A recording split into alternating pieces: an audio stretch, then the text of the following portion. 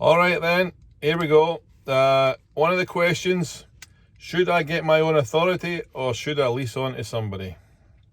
Depends on you as the individual. Many years ago, I decided to open up a bus company and I had no clue what I was doing. I've just sat on a bus and other people I know that have done it since then, and they thought they would start up a band bus company. No experience in the game. And so I fell flat on my face with it, bought the wrong equipment, didn't really comprehend. I had my own taxis at the time and I decided I would get buses in. Seemed like an easy progression, night and day.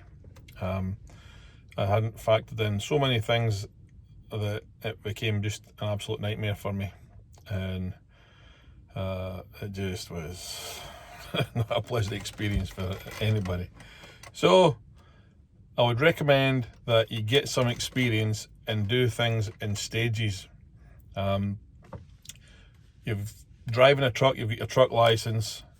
Some people quite like to go out there, pass their test, get their authority, get their truck, boom, they're doing their own thing right off the bat. Okay if you've worked in the industry, but if you've not, I would probably suggest that the most sensible, and I can say that now that I'm in my 50s and not my 30s where I think I could take on the world and win, or my 20s even, that was a crazy time, but I would say that one, get your license, drive for somebody and see what the job's like before you even think about getting a truck. You might not like it, and then you go out there and you spend 50 grand on a used truck and all of a sudden you're thinking, this isn't for me, and the dealer's had at you, and then you go to sell the truck and you only get 40 and you've lost 10 grand right out the bat, plus your insurance and all that stuff. So I would probably highly recommend that a person go through some stages of progression. Get your license, drive a truck, see if you like it. If you like it and you think you could do it for yourself, get a truck, make sure you're protected with a warranty on it, and then once you've got your truck, lease it onto somebody. See what it's like to be the guy who's almost the goalkeeper in the field. The defenders can let things get through, the midfield can let things get through, or the defence of every country you're in, they can let things get through. You're the goalkeeper. If it gets past you, well, it's one against you. And that can be in maintenance, it can be in negotiating loads, it can be in getting rates, it can be in getting fuel cards, it can be in a whole lot of different areas. A lease program with a major company, I would say, is a complete and utter waste of time. Unless you're putting equity into your own truck. Don't think, I may be wrong, and maybe people have done it and won out of it, but if you go out there and you lease a truck and you decide that you're leased onto one of these big companies, I don't want to name names in case there's any problems with this. This is my opinion and it's no fact. So if you lease a truck from a large company and expect that that's going to be a step in the right direction for you, eventually that truck's going to go back to them. Any way you look at it, you're going to get hacked off at them, you're not going to make money, it's going to go wrong financially, and they'll end up with that truck back. Then they'll lease it to somebody else. Meanwhile, during all that period, they probably haven't given you medical benefits and all the benefits of working for a big company. So get your license, get your truck. Make sure that when you're done with the lease on the truck or the payments on the truck, it's going to be yours.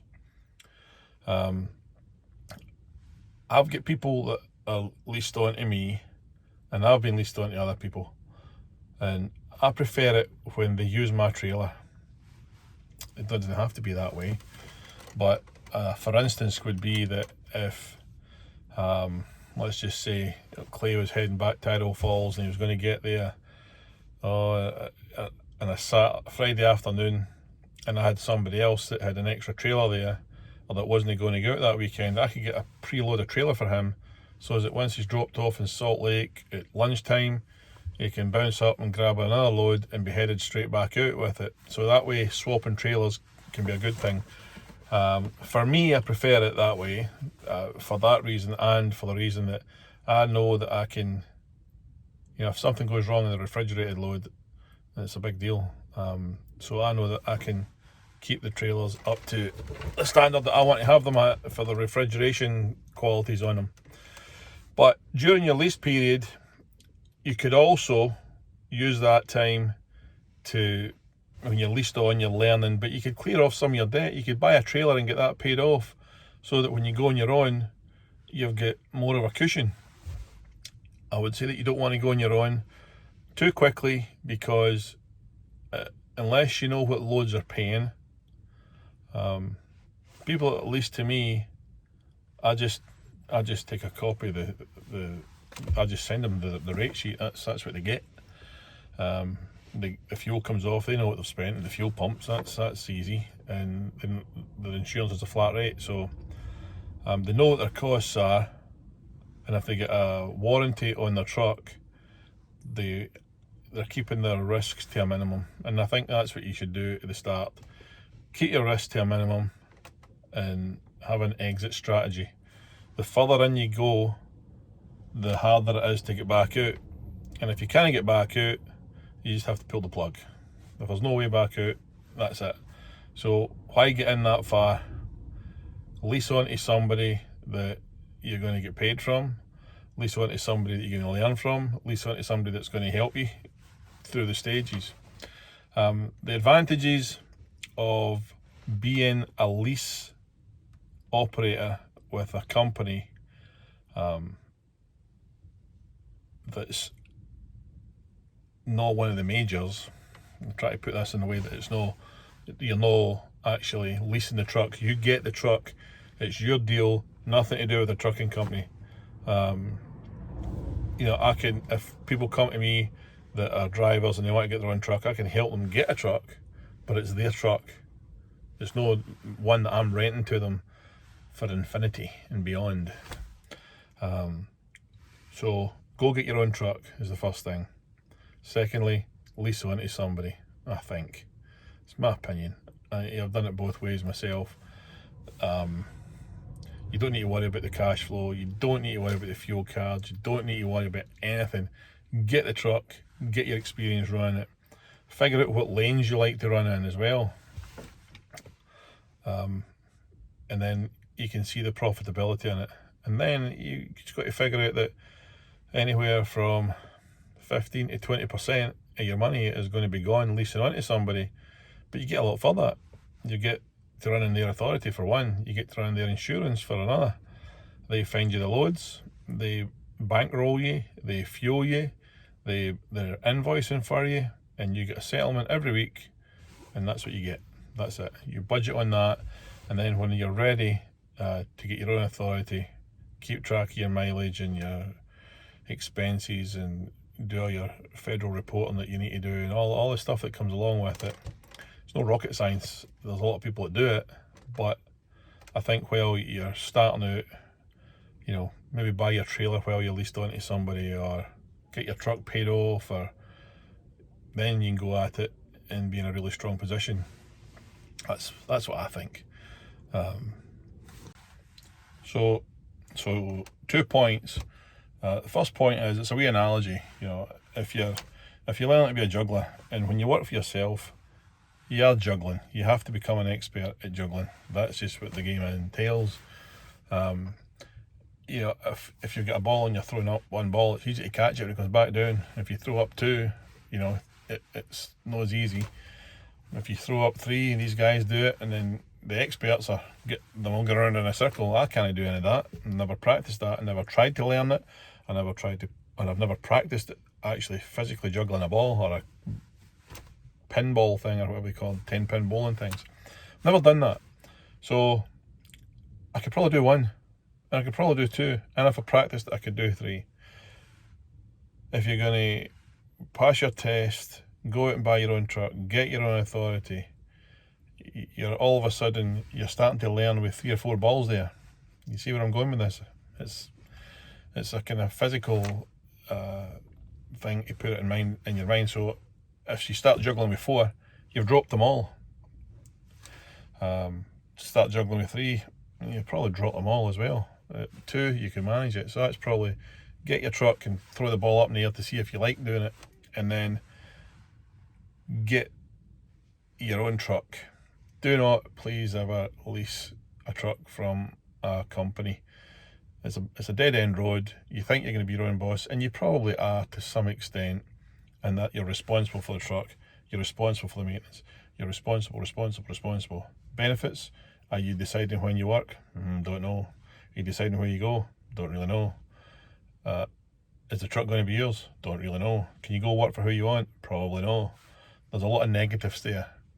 You go to, get 5 grand, 6 grand, you go get a truck tomorrow with a warranty on it, and then come lease on to somebody like me or somebody else. I'm not saying to do it with me, but if somebody goes gets a truck and they've got a decent driving record, I can make money out of them, or they can make money, and it's when everybody makes money, the situation's good. But there are too many large company lease programs where it's tipped the wrong way. It's an unfair contract where the guy's maybe running for $1 a mile. Well, it's not going to work. It's not going to work. The truck's not going to be yours. You're going to get fed up with that. You want to work for somebody else. You don't want to run the Northeast. You don't want to go into California. All these things. If you get your own truck, you can go lease on to somebody like myself and say, hey, listen, I really don't want to go to New York City. Don't want to go to Boston. So that's all right. There's a whole lot of other places I can run you.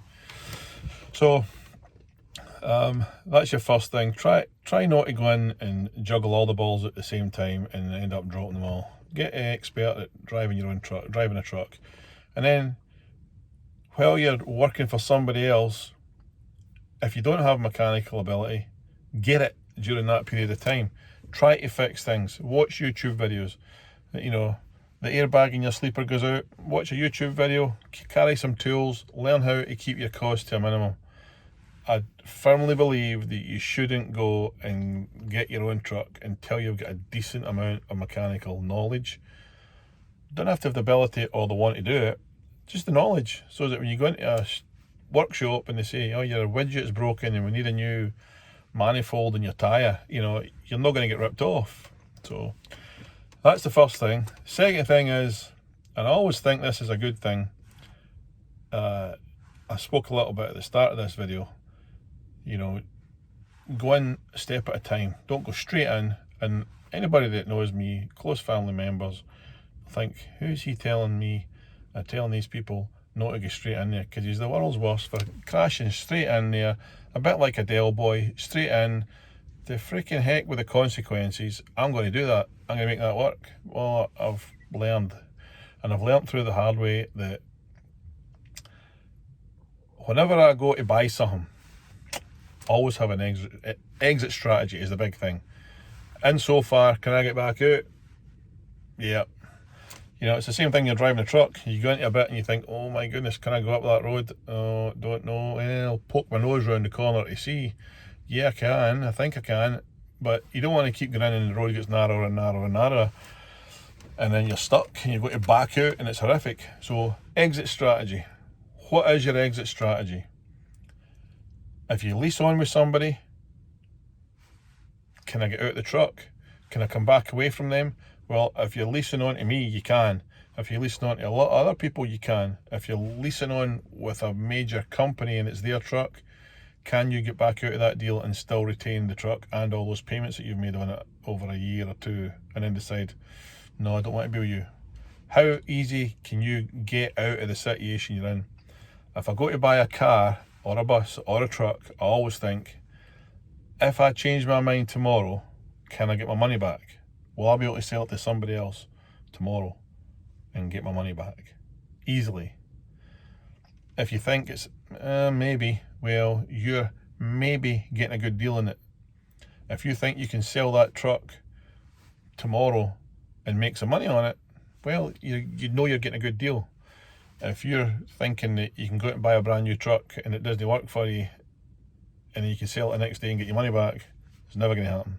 So exit strategy. Always have one. You know, there are people in the oil field. I've got that little white truck down there, little cash truck. If it don't work out in the oil field, I can park it. I don't need to have an exit strategy because it's not my be all and end all in the oil field. But I know people that have gone down there and they've bought sand cans, sand trucks, and they've gone to work for one customer and they've bought 80 to 90 of these sand can trucks, pneumatic truck trailers, and a bunch of trucks, and they go work for one customer, and that one customer says, no, we're going to buy our own trucks, we don't need you anymore. Tomorrow, you know, you've got an infrastructure, you've got an office, you've got a yard, you've got premises, you've got trucks, you've got finance up the yin yang. Where's your exit strategy? Who are you going to go work for with 90 trucks the next day?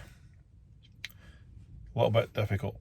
That's what I like about going over the road and working the load boards. I'd like to get contracted with some people and get some steady rates, but when you're working the load boards, you know, if the freight's poor in Florida coming out, I need to get good money getting in. That's my exit strategy for getting out of Florida, incidentally. When it gets now, a lot of the produce is kind of falling off in Florida, so we're getting probably going into Florida now, we are getting over $1,000 more than we were getting 60 days ago, simply because there's nothing coming out. If you want us to go in, what's your exit strategy for getting out? There's no loads. Guess what? You need to get paid more money to go in, so that you're getting paid to come back out. So always have an exit strategy. Get your own truck. Have the truck be in your name. Have it be yours, that when you're done paying it, it's yours. If you're working for somebody like myself and we fall out and you want to go somewhere else, guess what? I'm not going to let you take my truck that I'm renting to you and go work for one of my competitors. I don't do that. I don't have any of those, but make sure you've got your own vehicle. I think I've said that a few times in this video, but you need to do that. I see it all the time, and you see people, you know, thinking that it's the first next step to getting my own, to being on my own, and I'll take a lease truck from the company I'm working for. It's never going to be yours. I'd be interested to know if anybody has actually made that work, because there have been court cases on it where it's unfair. I don't know. For a contract to be legal, my son told me this, it has to be fair. You can't say to somebody, yeah, I'm going to have you in from Idaho to New York and back, and I'll guarantee you that you'll be left with $3,000 when you get back. You know, you just can't have these illegal contracts. Even though somebody might agree to it, it doesn't make it legal. So anyway, that's my thoughts on whether you should be leased to somebody or have your own authority. The answer's both, again, because yeah, ultimately, unless you don't want the hassle, you know, I watch a video channel on here, Super Trucker Dan, he's leased on, and they decide where they can go and all that. It's pretty good there with their flatbeds, and they'll get good rates in their fuel and they'll get good rates in their loads. And if he doesn't want to deal with the negotiating the loads and calling and chasing them, because some days, please believe me, some days you could spend 30 seconds looking for a load, find that load, call up one of your regular people, done, is booked, you're at the races. Other days I have spent hour after hour after hour trying to load a truck in the East Coast. You know, it's no pleasant, and if you're there and you've got payments to make, and you know, but I know where to go and where to find loads. I know what's a hot area and what's no. And it becomes easier for me to know what's a hot area and what's not when I've got more trucks, because you kind of stumble across things and you think, well, that's good, I'll keep that one. I'll keep that load, that broker up my sleeve if I'm ever in that area.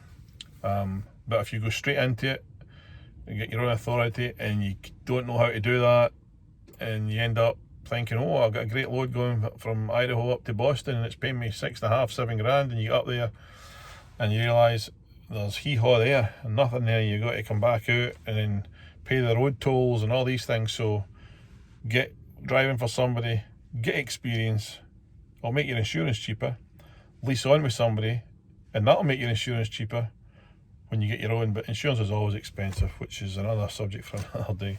But that's my thoughts, is to do it step by step and not just crash in and try to juggle all the balls at the same time. Okay, thanks for watching. Hope this has been a bit beneficial to you.